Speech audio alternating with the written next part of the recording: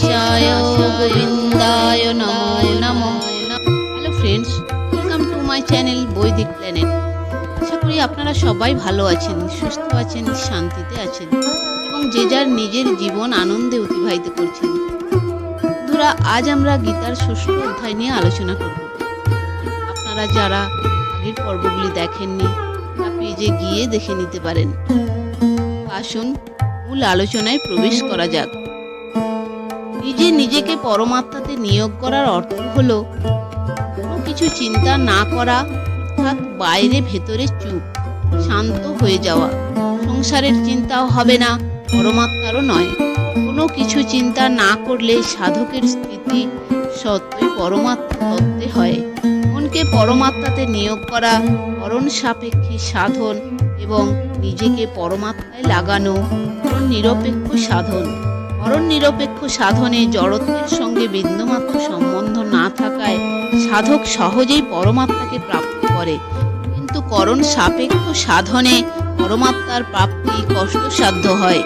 এইরূপ সর্বত্র নিজ স্বরূপ দর্শনকারী এবং ধ্যান যোগে যুক্ত চিত্ত সংখ্যাযোগী নিজ স্বরূপকে সর্বভূতে এবং সর্বভূতকে নিজের স্বরূপে দর্শন করেন।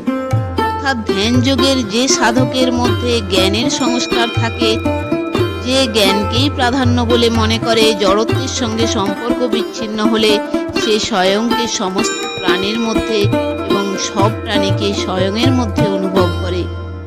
যে ভক্ত সবার মধ্যে আমাকে দেখে এবং আমার মধ্যে সব কিছুকে দর্শন করে, তার কাছে আমি অদৃশ্য হই না এবং সেও আমার কাছে অদৃশ্য হয় না।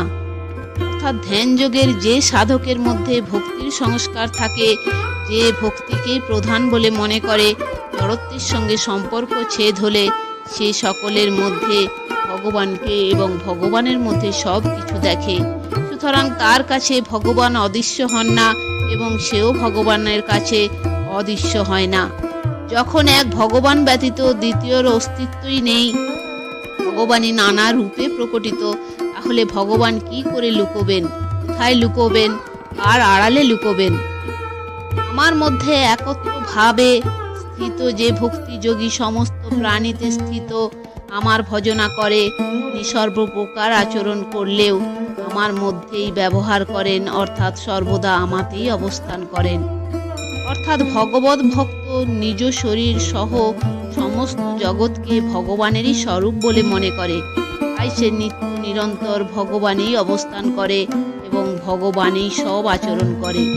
আর ভাবে এই 5টি বিষয় থাকে: আমি শুধু ভগবানের, আমি যেখানেই থাকি ভগবানের দরবারেই থাকি, আমি যে সকল শুভ কাজ করি তা ভগবানেরই কার্য, আমি শুদ্ধ সাত্ত্বিক যা কিছু গ্রহণ করি সেসব ভগবানেরই প্রসাদ এবং ভগবৎ প্রদত্ত প্রসাদে ভগবৎ জনেরই সেবা করি। যেমন গঙ্গা জলে গঙ্গা পুজো করা হয়, তেমনি ওই ভক্তের আচরণও ভগবানেই হয়। যেমন শরীরের সঙ্গে সম্পর্কযুক্ত মানুষ সব ক্রিয়া করাকালীন নিরন্তর শরীরেই অবস্থান করে, তেমনি ভক্ত সব ক্রিয়া করাকালীন নিরন্তর ভগবানেই অবস্থান করে। হে অর্জুন, যে ভক্ত আত্মসদৃশ্যে সর্বত্র সমদর্শী এবং সুখ ও দুঃখকে সমরূপে দেখেন, তাকেই পরম যোগী বলে মনে করা হয়। অর্থাৎ সাধারণ মানুষ যেমন নিজেকে শরীর বলে মনে করে এবং শরীরের সর্ব অঙ্গে আরাম দেওয়া এবং অঙ্গাদির দুঃখ দূর করার জন্য সত্যই চেষ্টা করে, তেমনি সব কিছুর মধ্যে ভগবানকে দেখে যে ভক্ত, সে সকল প্রাণীকে সুখ দেওয়ার এবং তাদের দুঃখ দূর করার জন্য স্বাভাবিকভাবেই চেষ্টা করে এবং এতে তার মনে বিন্দু মাত্র অহংভাবও আসে না। অর্জুন বললেন, হে মধুসূদন, আপনি সমত্ব রূপ যে যোগের কথা বললেন, মন চঞ্চল হওয়ায় এই যোগে স্থিতি লাভ করা খুব কঠিন বলে আমার মনে হয়। কেননা হে কৃষ্ণ, মন অত্যন্ত চঞ্চল, ইন্দ্রিয় বিক্ষোভকারী, দৃঢ় বা জেদি এবং বলবান। আমি তাকে নিরোধ করা বায়ুকে আবদ্ধ রাখার মতোই দুষ্কর বলে মনে করি। ভগবান বললেন, হে মহাবাহ, এই মন অত্যন্ত চঞ্চল, একে নিরোধ করাও অত্যন্ত কঠিন। তোমার এই কথাটি একেবারে সত্য। কিন্তু হে কৌন্তেয় ও অভ্যাস ও বৈরাগ্যের দ্বারা একে বশ করা যায়। যার মন সম্পূর্ণরূপে বশীভূত নয় তার পক্ষে যোগ দুষ্প্রাপ্য, কিন্তু বিহিতভাবে যত্ন করলে বশীভূত চিত্তযোগীর যোগ প্রাপ্ত হওয়া সম্ভব। এই আমার মত। অর্থাৎ ধ্যানযোগী সিদ্ধ হওয়ার পথে অর্জুন মনের চঞ্চলতাকেই বাধা বলে মনে করেছেন। প্রকৃতপক্ষে মনের চঞ্চলতা তত বাধক নয় যতটা বাধা আসে মন বশে না হলে। পতিব্রতা নারী মনকে একাগ্র করে না, বরং মনকে বশে রাখে। মন একাগ্র হলে সিদ্ধি লাভ হয়, ফলে জড়ত্বের সঙ্গে সম্বন্ধ বজায় থাকে। দ্বিতীয়ত, মনকে একাগ্র করার জন্য অভ্যাসের প্রয়োজন হয়। তৃতীয়ত, একাগ্র হলে মন কিছুক্ষণের জন্য স্থির হয়ে যায় এবং পুনরায় বুত্থান হয়। জড়ত্বের সঙ্গে সম্পর্ক বজায় থাকার জন্য এই বুত্থান হয়। তাৎপর্য হলো যে মন একাগ্র হলেই জড়ত্বের সঙ্গে সম্বন্ধ বিচ্ছেদ হয় না, কিন্তু রাগ বিনাশ হলে জড়ত্বের সঙ্গে সম্বন্ধ বিচ্ছেদ হয়। তাই ভগবানের মতে মনের একাগ্রতার গুরুত্ব নেই, বরং রাগ রহিত হওয়া গুরুত্বপূর্ণ। মনকে বশে রাখার অর্থাৎ শুদ্ধ করার দুটি উপায় আছে। কোথাও রাগ দেশ না হওয়া এবং সবকিছুর মধ্যে ভগবানকে প্রত্যক্ষ করা। যতক্ষণ সাধকের মধ্যে রাগ দেশ থাকে ততক্ষণ সে সবার মধ্যে ভগবানকে প্রত্যক্ষ করতে পারে না। যতক্ষণ সাধক সকলের মধ্যে ঈশ্বর দর্শন না করে ততক্ষণ তার মনও সর্বতোভাবে বশীভূত হয় না। কারণ সাধকের দৃষ্টিতে যতক্ষণ ভগবান ব্যতীত অন্য কিছু অস্তিত্বের ভাব বজায় থাকে ততক্ষণ সর্বতোভাবে মনের নিরোধ হওয়া সম্ভব নয়। অর্জুন বললেন, হে কৃষ্ণ, যার সাধনে শ্রদ্ধা রয়েছে কিন্তু যত্নের শৈথিল্যতাবশত যদি তিনি শেষকালে যোগ্যভ্রষ্ট হন, তাহলে তিনি যোগ প্রাপ্তির পরিবর্তে কি গতি লাভ করবেন? হে মহাবাহ, সংসার আশ্রয় বর্জিত এবং পরমাত্মা প্রাপ্তির পথে মোহগ্রস্ত বা বিচ্যুত এরূপ উভয় পথে ভ্রষ্ট সাধকই ছিন্ন বিচ্ছিন্ন মেঘ রাশির ন্যায় নষ্ট হয়ে যান না? হে কৃষ্ণ, এই সংশয় নিঃশেষ রূপে আপনিই ছেদ করতে পারেন, কারণ আপনি ছাড়া আর কেউ আমার এই সংশয় দূর করতে সক্ষম নন। শ্রী ভগবান বললেন, হে পার্থ, আর ইহকাল বা পরলোকে কোথাও বিনাশ হয় না, কারণ হে তাৎ কল্যাণ কর্মকারী কোনো ব্যক্তি কখনো দুর্গতি প্রাপ্ত হন না। অর্থাৎ যখন কেউ বদ্রীনাথ যাত্রা করে তখন রাত্রি হলে সে যত দূর পৌঁছায় সেখানেই যাত্রা স্থগিত করে। পরদিন প্রভাতে সে সেই স্থান থেকে পুনরায় যাত্রা শুরু করে। রাত্রে ঘুমলে সে নিজের ঘরে ফিরে যায় না।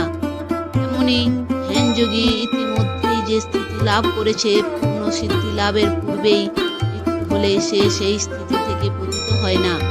তার কৃত সাধন নষ্ট হয় না, কারণ তার উদ্দেশ্য থাকে নিজ কল্যাণ করার। অতএব সে দুর্গতির পথে যেতে পারে না। অতএব পরমাত্মা প্রাপ্তির জন্য কখনো হতাশ হতে নেই। এই যজ্ঞভ্রষ্ট ব্যক্তি পুণ্য কর্মকারীদের প্রাপ্য লোক লাভ করেন এবং সেখানে বহু বৎসর বাস করে আবার ইহলোকে শুদ্ধ শ্রীসম্পন্নের গৃহে জন্মগ্রহণ করেন। অথবা যোগভ্রষ্ট ব্যক্তি জ্ঞানবান যোগীকুলে জন্মগ্রহণ করেন। এই রূপ যে জন্ম এই জগতে নিঃসন্দেহে তা খুবই দুর্লভ। অর্থাৎ যে সাধকের ভোগ বাসনা সম্পূর্ণরূপে দূর হয়নি সেই সাধক যোগভ্রষ্ট হলে স্বর্গাদি উচ্চলোকে গমন করে পুনরায় শ্রীমান ব্যক্তির গৃহে জন্মগ্রহণ করে। কিন্তু যে সাধকের ভোগ বাসনা দূর হয়েছে সেই সাধক স্বর্গলোকে না গিয়ে একেবারে যোগী গৃহেই জন্মগ্রহণ করেন। এ কুরুনন্দন, সেখানে এই যোগভ্রষ্ট ব্যক্তি তার পূর্বজন্মে সুকৃতি সহজেই প্রাপ্ত হন। তার দ্বারা তিনি সাধনার সিদ্ধির জন্য পুনরায় বিশেষভাবে চেষ্টা করেন। যোগীকুলে জন্মগ্রহণকারী সাধকের বুদ্ধিতে পুনর্জন্মের সংস্কার তত্ত্ব জাগ্রত হয়। পূর্বজন্মের কৃত সাধন সে বিনা পরিশ্রমেই প্রাপ্ত হয়। মৃত্যুর পর জাগতিক সম্পত্তি সর্বতোভাবে পরিত্যক্ত হয়, কিন্তু পারমার্থিক সম্পদ মৃত্যুর পরেও সঙ্গে থাকে। কারণ জাগতিক সম্পত্তি বাহ্য এবং পারমার্থিক সম্পত্তি আন্তরিক। স্বয়ংয়ের অধিষ্ঠিত বিষয় কখনো বিনাশ হয় না। সেই যোগভ্রষ্ট ব্যক্তি ভোগের পরবশ হলেও পূর্বজন্মের কৃত অভ্যাসের ফলে পরমাত্মার প্রতি আকৃষ্ট হন। কারণ যোগ জিজ্ঞাসু ব্যক্তি ও বেদক্ত সকাম কর্মের ফল অতিক্রম করে যান। অর্থাৎ স্বর্গলোক থেকে আগত শ্রীমান ব্যক্তির গৃহে জন্মধারণকারী সাধক পূর্বকৃত সাধনের প্রভাবে যেন বাধ্য হয়েই সত্যের পরমাত্মার দিকে আকর্ষিত হন। যে ব্যক্তি যোগে প্রবৃত্ত হয়নি কিন্তু অন্তরে যোগের মহত্ব থাকায় যোগ প্রাপ্ত করতে চায়, সেরূপ যোগ জিজ্ঞাসু ও বেদোক্ত সকাম কর্ম এবং তার ফল প্রাপ্তিকে অতিক্রম করে যায়। ফলে যে ব্যক্তি যোগে ব্যাপৃত হয়েছে এবং যোগভ্রষ্ট হয়েছে তার যে কল্যাণ হবে এটি বলার অপেক্ষা রাখে না। যে যোগী অধ্যাবসায় সহকারে চেষ্টা করেন, যার পাপ নষ্ট হয়েছে এবং যিনি বহু জন্মের ফলে সিদ্ধ, সেই যোগী পরম গতি লাভ করেন। অর্থাৎ অনেক জন্মের অর্থ একাধিক জন্ম। শ্রীমান ব্যক্তির গৃহে জন্মগ্রহণকারীর সর্বপ্রথম মনুষ্য জন্মে সাধন করে শুদ্ধ হওয়া, পরে স্বর্গলোকে গমন করে সেখানের ভোগাদিতে অরুচি হওয়া এবং তারপর শ্রীমান ব্যক্তির গৃহে জন্মগ্রহণ করে তৎপরতাপূর্বক সাধনে প্রবৃত্ত হয়ে শুদ্ধ হওয়া, এইভাবে 3 জন্মের দ্বারা শুদ্ধ হওয়াকেই বলে অনেক জন্ম সংসিদ্ধ। তপস্বীগণ অপেক্ষা যোগী শ্রেষ্ঠ, জ্ঞানীগণের থেকেও যোগী শ্রেষ্ঠ এবং কর্মীগণের থেকেও যোগী শ্রেষ্ঠ, এই আমার মত। অতএব হে অর্জুন, তুমি যোগী হও। অর্থাৎ যে ব্যক্তি লৌকিক সিদ্ধি পাওয়ার জন্য তপস্যা করে, যে শাস্ত্রের জ্ঞাতা এবং সকামভাবে যজ্ঞদান ইত্যাদির কর্ম করে, তাদের সবার থেকে যোগী শ্রেষ্ঠ। কারণ তপস্বী, জ্ঞানী ও কর্মী এই তিনেরই উদ্দেশ্য জাগতিক এবং তারা সকামভাবে ভাবিত থাকে, কিন্তু যোগীর উদ্দেশ্য পরমাত্মা এবং তার ভাব নিষ্কাম হয়ে থাকে। সকল যোগীর মধ্যে যে শ্রদ্ধাবান ভক্ত আমাকে তদ্গত চিত্তে ভজনা করেন, আমার মতে তিনি সর্বশ্রেষ্ঠ যোগী। অর্থাৎ তপস্বী, জ্ঞানী এবং কর্মীগণের থেকে যোগী শ্রেষ্ঠ হলেও ভগবানের ভক্ত যোগীদের থেকেও সর্বশ্রেষ্ঠ। যোগী যোগভ্রষ্ট হতে পারে কিন্তু ভক্ত কখনো যোগভ্রষ্ট হতে পারে না, কারণ সে ভগবানের আশ্রিত হয়ে থাকে। ভগবানের আশ্রিত হয়ে থাকার জন্য ভগবান তাকে বিশেষভাবে রক্ষা করেন। হলেও যোগীদের মধ্যে অহংয়ের অতি সূক্ষ্ম রেশ থাকে, কিন্তু ভক্তের মধ্যে অহংয়ের সূক্ষ্ম রেশও থাকে না। ভক্ত প্রতিক্ষণ বর্ধমান সেই প্রেম লাভ করেন, স্বয়ং মহাযোগেশ্বর ভগবানও যা আকাঙ্ক্ষা করে থাকেন। বন্ধুরা, পুরো ভিডিওটি দেখার জন্য ধন্যবাদ। আর ভিডিওটি যদি ভালো লেগে থাকে তাহলে লাইক, কমেন্ট এবং শেয়ার করে আপনার প্রিয় মানুষদেরও দেখার সুযোগ করে দেবেন। চ্যানেলটি সাবস্ক্রাইব করে পাশে থাকা বেল আইকনটি প্রেস করে দেবেন পরবর্তী ভিডিও নোটিফিকেশন পাওয়ার জন্য। সবাই ভালো থাকবেন, সুস্থ থাকবেন, আনন্দে থাকবেন।